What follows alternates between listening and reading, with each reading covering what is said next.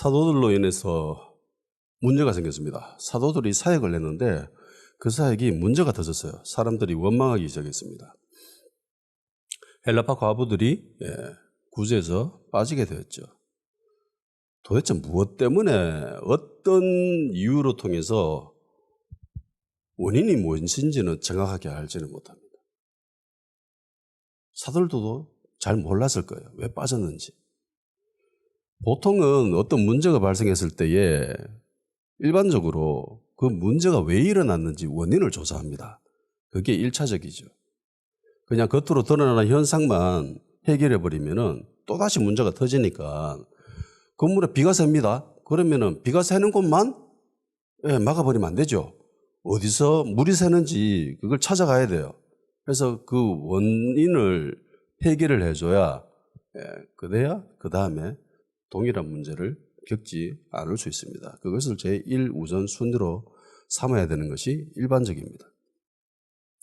보통은 문제를 일으키는 원인을 파악하고 그리고 그 원인이 그 책임이 누구의 소재인지 따지는 경우가 많습니다.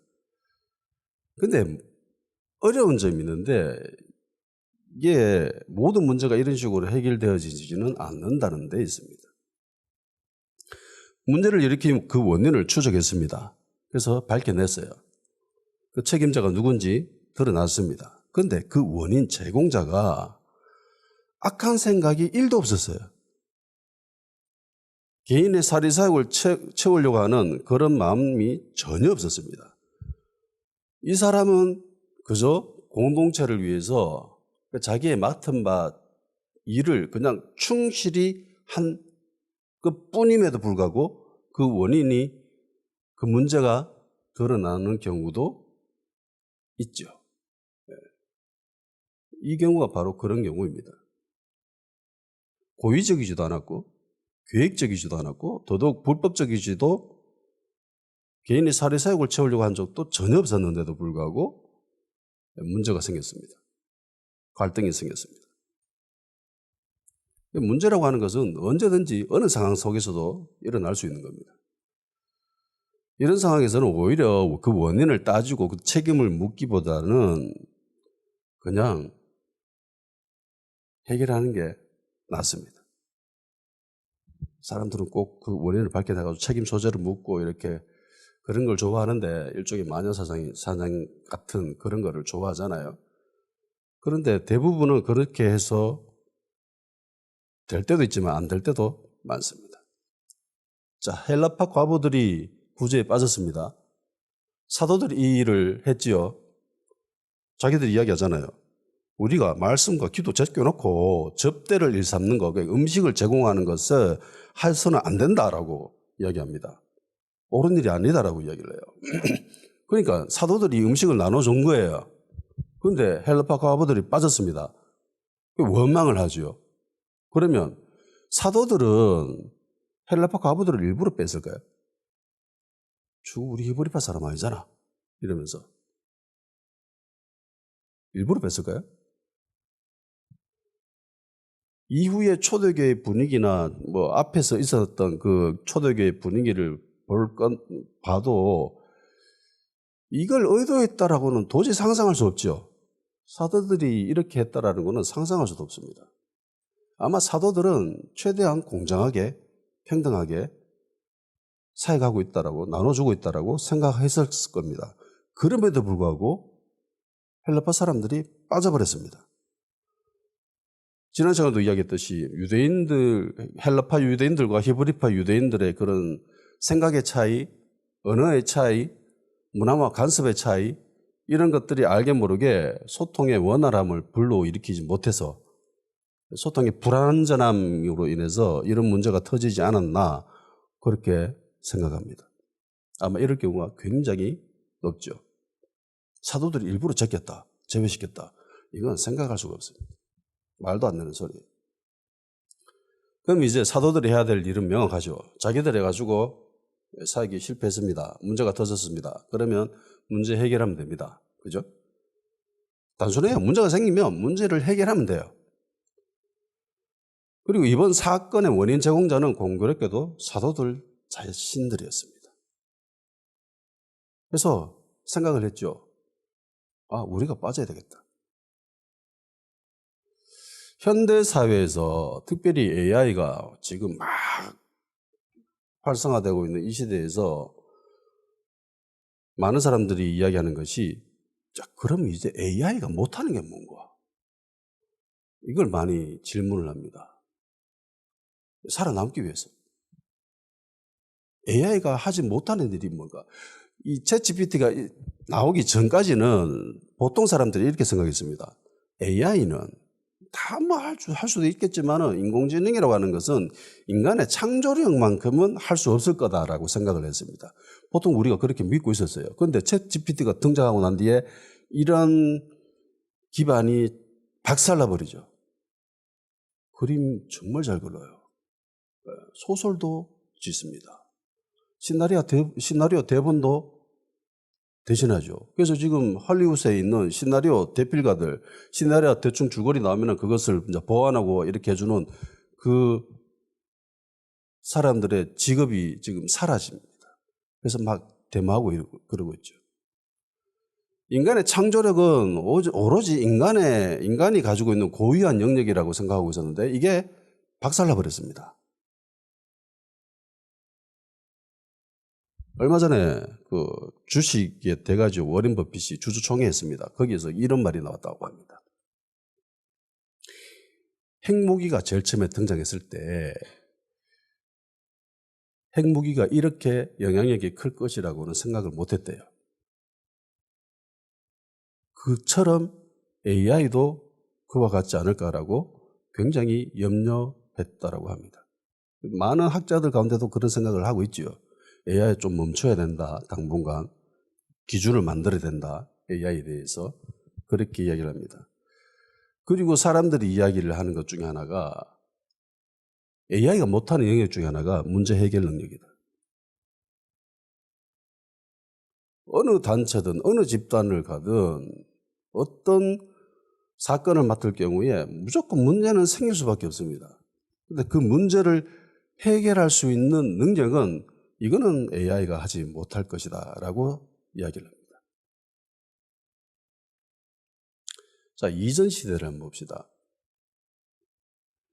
이전 시대는 부모가 겪었던 그 모든 일들이 동일하게 자녀들도 겪었습니다.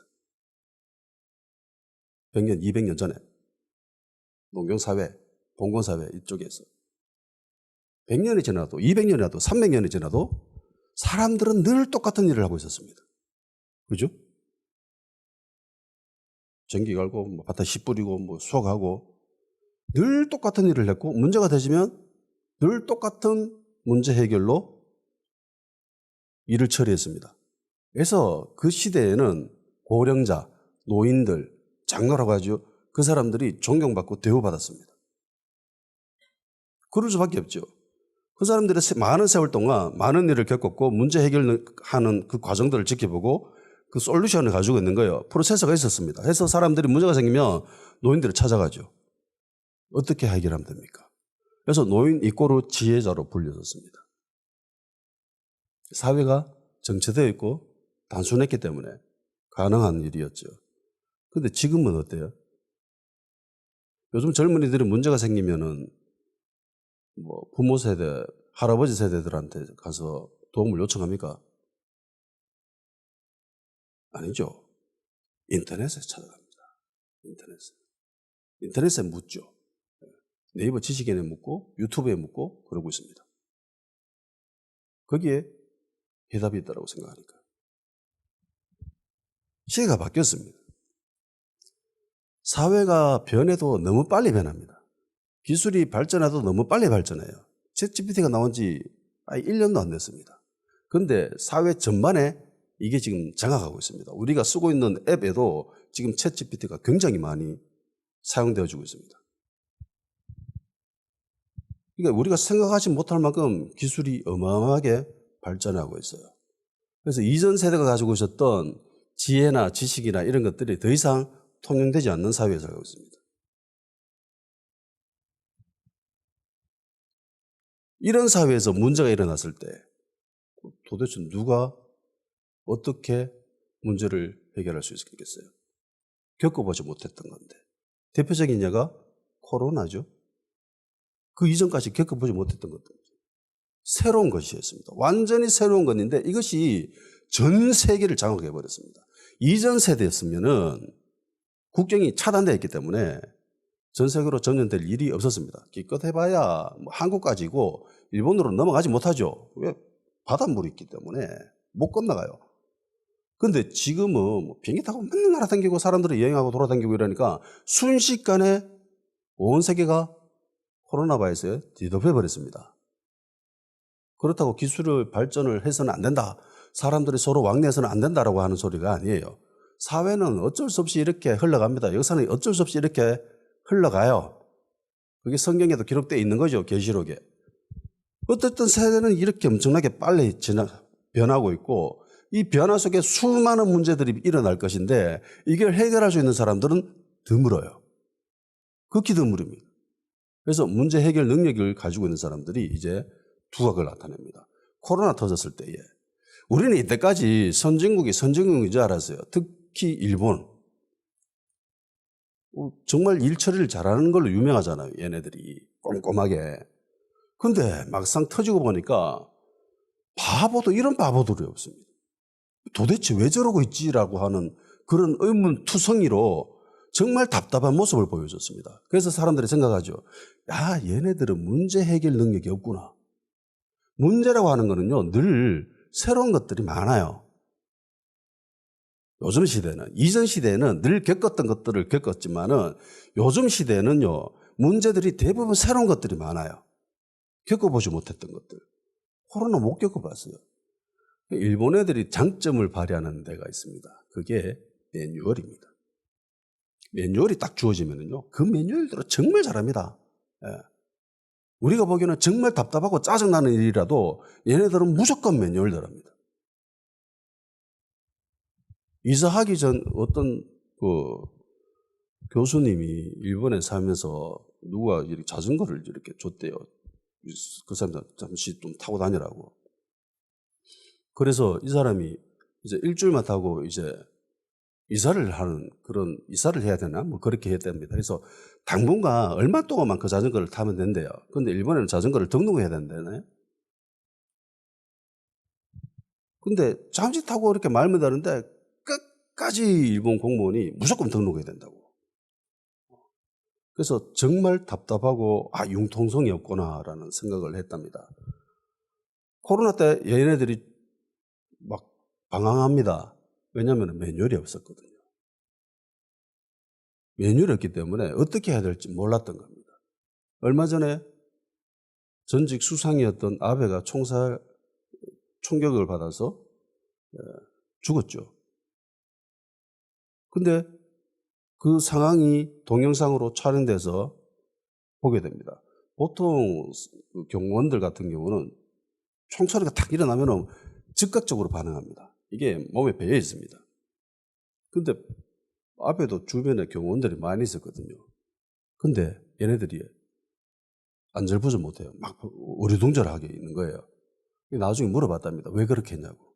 총성이 나면은 주변 살피고 총 가지고 있는 사람 제어해야 되는데 한 번 쓰고 두 번 쓰고 세 번 쓰고 했거든요. 처음에 한 번 쓰고 그 다음에 틈이 있었습니다. 근데 얘네들이 대처를 안 했어요. 왜 그렇게 했냐라고 물어보니까 매뉴얼이 없었답니다. 그런 상황이 매뉴얼이 없었대요. 선거 유세 가가지고 있는데 그렇게 하는 게 자기들 매뉴얼이 없는 거야. 그러니까 하지를 못하는 거예요, 제대로. 매뉴얼을 중요시 여기고 매뉴얼대로 하기만 하면은 그럭저럭 해 나갑니다. 그 사람의 능력은 크게 필요 없어요. 그럼 매뉴얼대로만 하면 되기 때문에. 그런데 앞으로의 시대는 그런 시대가 아니에요. 굉장히 막 희한한 상황 가운데 많이 처해질 수 있는데 그럴 때마다 매뉴얼을 찾을 거예요. 매뉴얼이라고 하는 거는 이미 한번 경험했기 때문에 나타나는 것이 매뉴얼입니다. 거기에 대한 대처. 그런데 겪어보지를 못했는데 어떻게 매뉴얼을 만들어요? 그러니까 모든 것을 매뉴얼대로 할 수는 없는 거예요.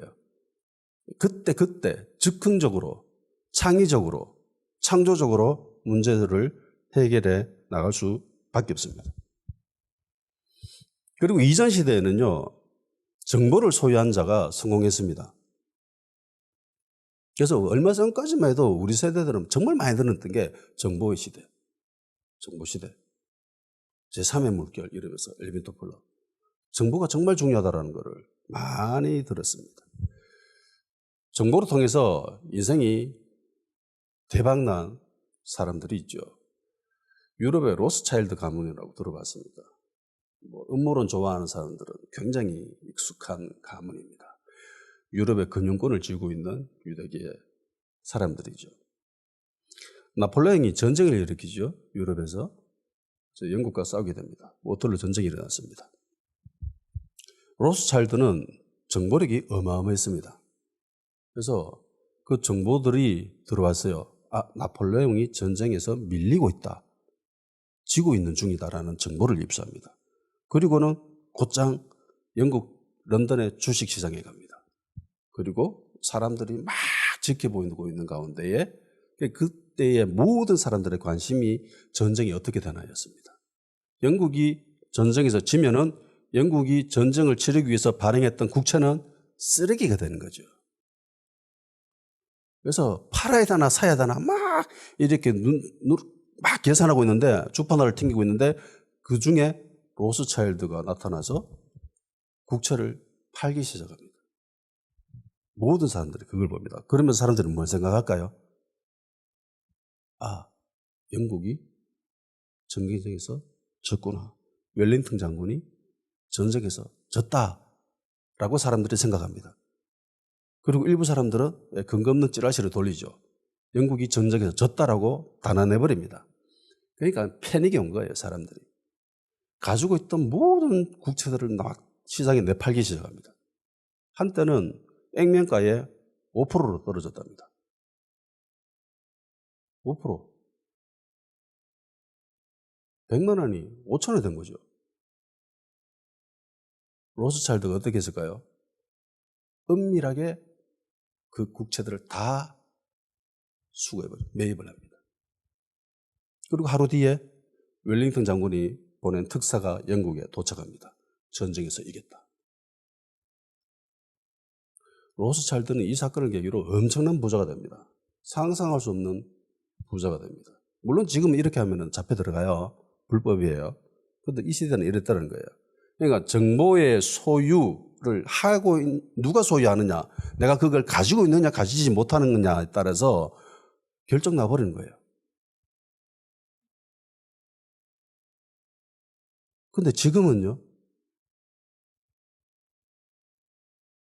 우크라이나 전쟁이 어떻게 돌아가고 있는지에 대해서 우리는 인터넷만 접속하면 다 알 수 있습니다. 한 나라의 경제가 어떻게 되고 있는지 인터넷만 접속하면 다 알 수 있습니다. 정보의 소유로 더 이상 결판하는 시대가 아닙니다. 모든 정보는 거의 다 대부분 인터넷에 있습니다. 가서 그냥 보기만 하면 돼요. 정보가 많아도 너무 많죠. 그거 다 못 봅니다. 인간의 한계가 있기 때문에 그거 다 못 봐요. 근데 AI, 인공지능, 컴퓨터 얘네들은 한계가 없지요. 1초에 뭐 수십만 건, 수백만 건의 정보를 다 파악할 수 있습니다. 그러니까 인간이 더 이상 AI와 싸울 수가 없어요. 경쟁이 대상이 될 수가 없습니다. 오히려 인터넷에는 가짜 정보가 판치고 있습니다. 심지어요, AI도 가짜 정보를 진짜처럼 그렇게 보고하는 경우도 많습니다. 어느 영상에서 보는데 대한민국 대통령을 엉뚱한 사람으로 이야기하더라고. 확신에 차가지고 인공지능이.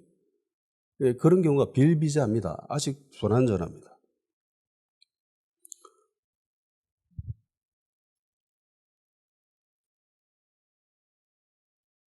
대한민국을 한번 보십시오.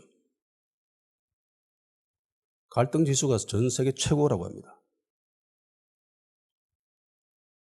집단마다, 단체마다 갈등이 넘쳐나요.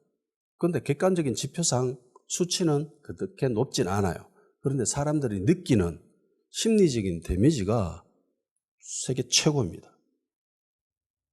근데 이런 갈등 상황 가운데 그 누구도 앞장서서 문제를 해결하려고 하는 사람들은 없어요. 오히려 갈등을 부추기고 있습니다. 리더라는 사람들이. 이게 나라가 진짜 문제인 거예요. 갈등이 일어나면은 리더라는 사람들은 이 갈등을 해결하려고 해야죠. 그런데 갈등을 오히려 부추깁니다. 그래 자기 기반 세력이 굳건해지니까. 서로 문제를 지적하고 비판하지만은 그 누구도 책임지지는 않고요. 해결하려고 하지도 않습니다. 초대교회에 문제가 터졌습니다. 사도들은 문제를 해결해 나갑니다. 사도들이 보이는 문제 해결 방식을 한번 봅시다. 사도들은 문제를 그냥 덮어두고 있지만은 않지요. 갈등을 그냥 방치하지 않습니다. 우리나라 지도자처럼 서로 싸우게끔 그렇게 내버려 두지 않죠. 갈등을 해결하려고 합니다. 문제를 해결하려고 하는 모습을 보이지요. 문제가 일어난 원인이 어디 있는가? 자기들에게 있죠. 자신들의 사역이, 자기들이 구제를 했는데 이게 실패했습니다. 그래서 생각하죠. 자기들은 빠져야 된다. 자기들이 문제가 있다고 인정합니다. 우리가 문제다. 그러니까 우리는 빠져야 된다. 어떤 사람들이 이야기할 수 있습니다. 야, 예수님의 제자들인데, 사도들인데, 사도들이 하는 사역이 어떻게 실패할 수 있나? 사도들은 완전하다. 저 사람들은 신앙도 좋고, 믿음도 좋고, 그렇기 때문에 저 사람들이 하는 사역은 실패할 수가 없다. 네가 그렇게 원망하고 있는 네 자신이 지금 잘못된 거야 라고 비판하고 공격하는 사람들도 있을 수 있겠죠. 요즘으로 치면은 뭐 대형교회 유명 목사님이 담임 목사님이 사역을 했는데 뭐 한쪽에서 막 원망하고 있고 막 그러고 있습니다. 그러면 사람들이 막 공격하죠. 야, 우리 목사님이 그럴 수가 없다. 우리 목사 얼마나 믿음 좋고 기도도 많이 하시고 영발 좋으신데 네가 그렇게 느끼기 때문에 그런 거야. 네가 그렇게 느끼는 그게 문제야. 그거를 원망하는 거 그걸 없애야 돼 라고 공격하는 사람들도 있을 겁니다. 그리고 담임 목사는 그거를 힘으로 권유로 이렇게 막 찍어 누르려고 하죠. 어디 감히 나한테 도전하냐 이러면서 그런 식으로 찍어 누를 수도 있겠죠. 근데 사도들은 자신의 부족함을 인정합니다. 자신의 잘못을 인정합니다. 그리고 자기들은 빠지려고 하죠. 우리가 잘못했네? 우리는 빠지자. 다른 사람 믿기자. 사도들은 자기 객관화가 잘 되어 있는 거죠. 우리는 일의 적인자가 아니다. 다른 사람이 하면 된다. 그리고는 사람을 뽑는 기준을 제시합니다. 기준만 제시합니다. 자기들이 뽑지는 않아요. 공동체를 이끌어가는 데 있어서 이 기준을 제시하고 기준을 지키게 만드는 것은 굉장히 중요합니다. 특히 리더라면 더욱더 그렇죠. 다른 사람들한테는 이 기준을 강요하면서 정작 자기 자신은 이 모든 기준에서 해방되어서 그 법 위에 군림하는 지도자들도 있습니다. 그럼 망하는 거예요. 그런 단체는 망합니다. 썩어가요. 자, 이 사도들이 제시한 기준은 세 가지입니다. 첫째는 성령 충만한 사람이었습니다.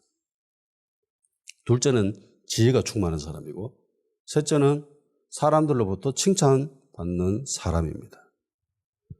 교회라면은, 그리스도인이라면은 가장 중요하게 생각해야 될, 가장 제1우선순위로 둬야 될 것이 영적인 영역입니다. 아무리 세상에서 똑똑하고 지위 높고 많은 지식을 소유한다 할지라도 영적으로 미성숙한 사람이라면은 일꾼 세워서는 안 돼요. 우선이 성령으로 충만한 사람이어야 합니다. 예수님의 마음을 가진 사람이죠. 하나님의 마음을 가진 사람이어야 합니다. 얼마나 많은 교회가 세상에서 있어 보이고 세상에서 똑똑해 보이는 사람들을 세워서 낭패를 봤습니까? 교회는 일꾼을 세울 때 마땅히 영적인 영역에서 제1우선순위로 둬야 됩니다. 7 집사를 세우는 제1의 기준은 성령 충만입니다. 두 번째는 지혜지요. 똑똑한 사람입니다. 지식 있는 사람입니다. 기도 많이 하고 성령으로 충만한 사람이라도 세상적인 학문이나 지식이 전무하고 거의 밑바닥 수준이라면 이 사람 역시 교회 일꾼을 세워서도 안 됩니다. 고민해 봐야 돼요.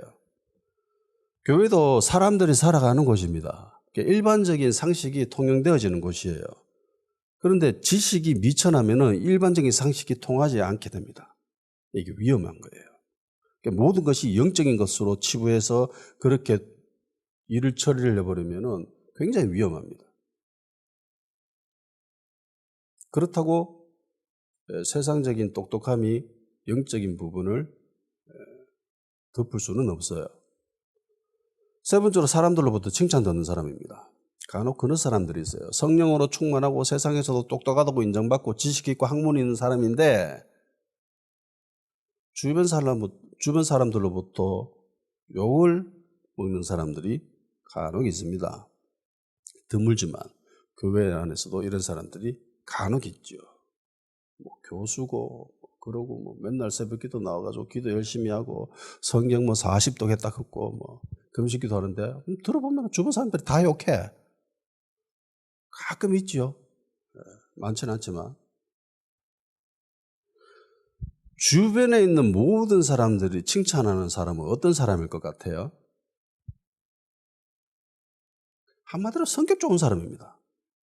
성격 좋아야 돼요. 요즘으로 치면 인성 좋은 사람. 인성이 좋아야 돼요.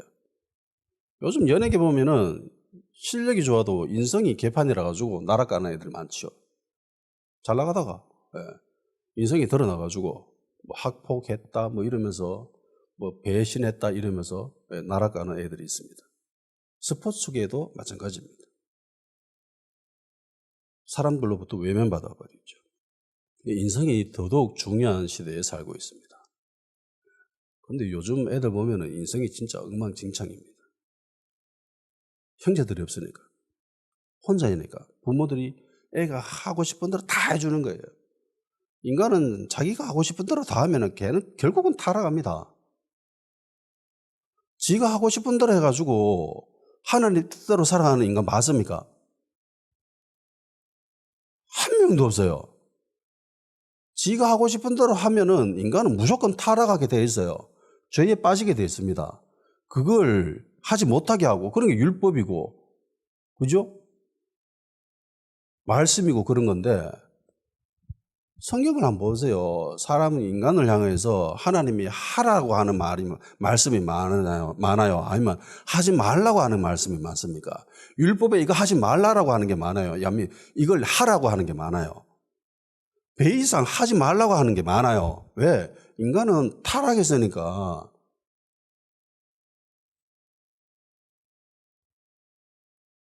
원죄에 빠져가지고 오염되어 있고 타락한 존재이기 때문에 인간은 가만히 놓으면 타락합니다. 범죄에 빠져요.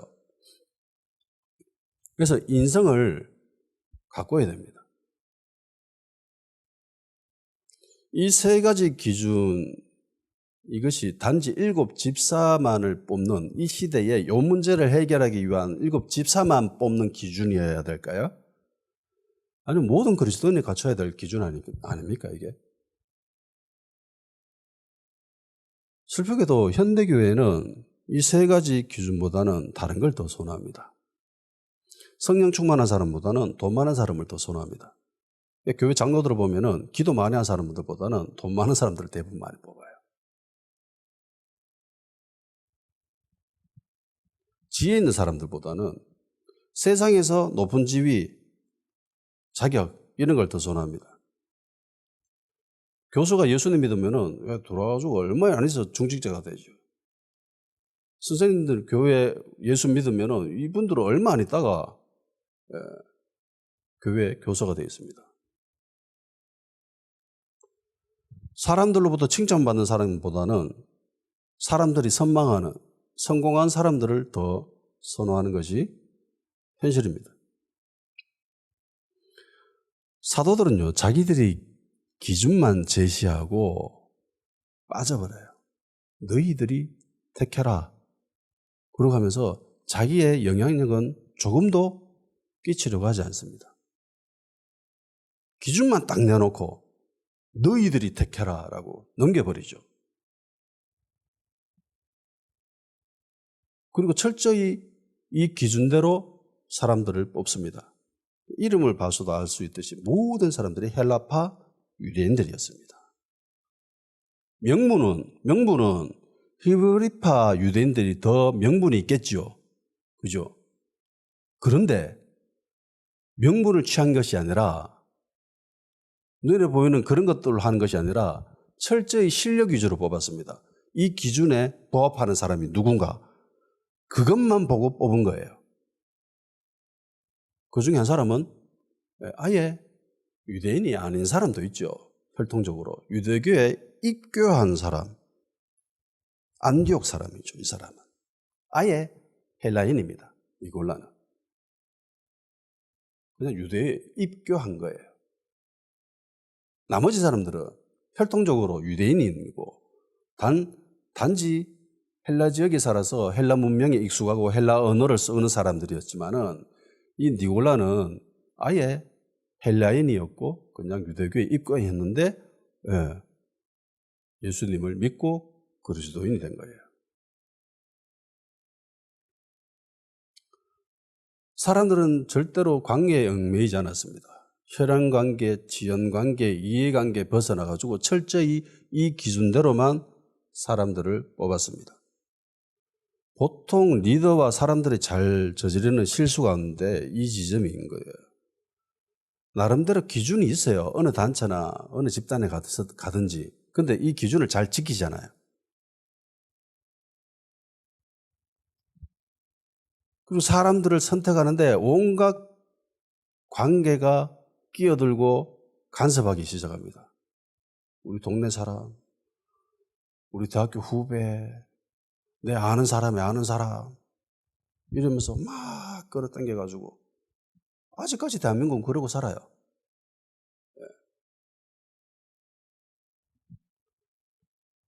그리고 지난 시간에도 언급했듯이 철저히 사도들은 자신들의 권한을 위임해줘 버리죠. 사도들이 감당해야 될 영역과 그리고 집사들이 감당해야 될 영역을 철저히 지키고 수호합니다. 간섭 안 해요. 사도들의 지위가 더 높죠. 그럼에도 불구하고 절대로 지위가 낮다고 그들에게 자신들의 영향을 끼치려고 하지 않았습니다. 맡긴 이상 더 이상 개입하지 않아요. 맡겨버립니다. 물론 불완전해 보일 수 있습니다. 불안해 보일 수도 있어요. 그래도 간섭하지 않았습니다. 7 집사를 뽑을 때 그 기준을 엄격하게 하고 기준을 높게 두지만은 그 기준에 선택한 사람들이 택함받고 안수받고 난 이후에는 그냥 맡겨요. 그들의 것인 거예요, 이제는.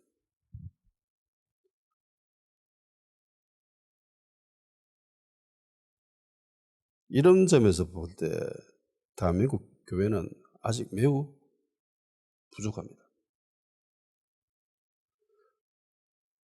한 교회에 부교육자가 뽑혀서 사역을 하죠. 한 파트를 맡아서. 담임 목사가 그 사역자에게 권한을 위임해주고 맡겼습니다. 사역자가 잘할 때도 있고 못할 때도 있습니다. 담임 목사라고 완전한 사람은 아니잖아요. 실수할 수도 있습니다. 근데 젊은 사역자가 실수할 수 있죠. 잘못된 선택을 할 수도 있습니다. 문제를 일으킬 수도 있죠.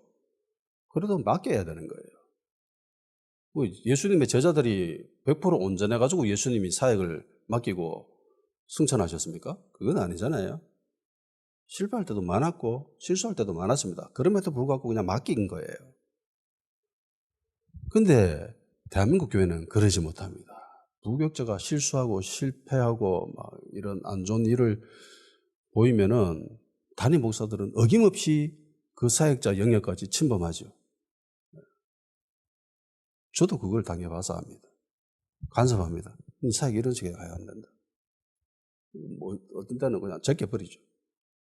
너는 그냥 관리만 해라. 내가 다 할게. 그럴 거면 왜 뽑았지? 라는 생각을 했었습니다.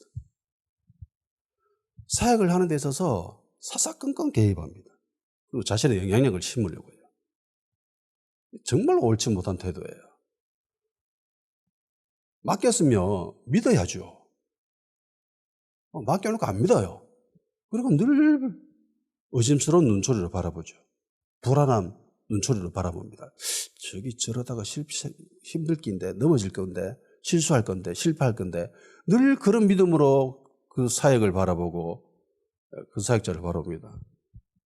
그러면 믿음대로 되죠. 실수할 수도 있고 실패할 때도 있습니다. 그러면 어김없이 등장해가지고 질책합니다. 간섭합니다. 이게 사울의 시선이에요. 사울은 다윗을 못 믿죠. 자신의 사위인데도 불구하고 못 믿습니다. 늘 의심하고 경계하고 그런 눈초리를 바라봅니다. 그런데 반면에 다윗은 자기 밑에 있는 사람들이 다 불안한 사람들입니다. 힘든 사람이었어요. 사무엘상 22장 1절 2절에 보면 다윗에게 몰려든 사람들의 모습이 보입니다. 그러므로 다윗이 그것을 떠나 아둘람 굴로 도망하며 그의 형제와 아버지 온 집이 듣고 그리로 내려가서 그에게 이르렀고 환난당한 모든 자와 빚진 모든 자와 마음이 원통한 자가 다 그에게로 모였고 그는 그들의 우두머리가 되었는데 그와 함께한 자가 400명 가량이었더라. 그러니까 다윗에게 몰려든 아둘람 굴로 모여든 이 공동체 사람들이 어떤 사람들이냐면은 환난당한 사람, 빚진 사람, 마음이 원통한 사람, 다 상처 있는 사람들이죠. 온전한 사람이 한 명도 없습니다. 그런데 이들이 어떻게 돼요, 나중에? 용사가 됩니다. 용사가. 다 유대인은 어마어마한 용사가 돼요. 다윗은 이들을 환난당한 사람으로 보지 않았습니다. 빚진 사람으로 보지 않았고요. 원통한 사람으로 보지 않았습니다. 가난한 사람으로 보지 않았어요. 하나님이 자신을 바라보는 시선으로 다윗 역시 이들도 그들을 바라봤습니다. 하나님이 다윗을 어떻게 바라보고 있었죠? 믿음의 눈으로 바라보고 계셨죠. 지금 비록 네가 이렇게 광야를 떠돌아다니고 나가는 생활하며 머리 뉘을 곳 없이 그렇게 떠돌아다닌다 할지라도 너는 언젠가 왕이 될 사람이야. 내가 기름 부음 받은 자야. 내가 기름 부어준 자야. 그런 믿음으로 다윗을 바라봐 줬습니다. 다윗 역시 자신에게 몰려든 사람들을 향해서 동일한 시선으로 바라봤어요. 그리고 결국은 그들은 용사가 됩니다.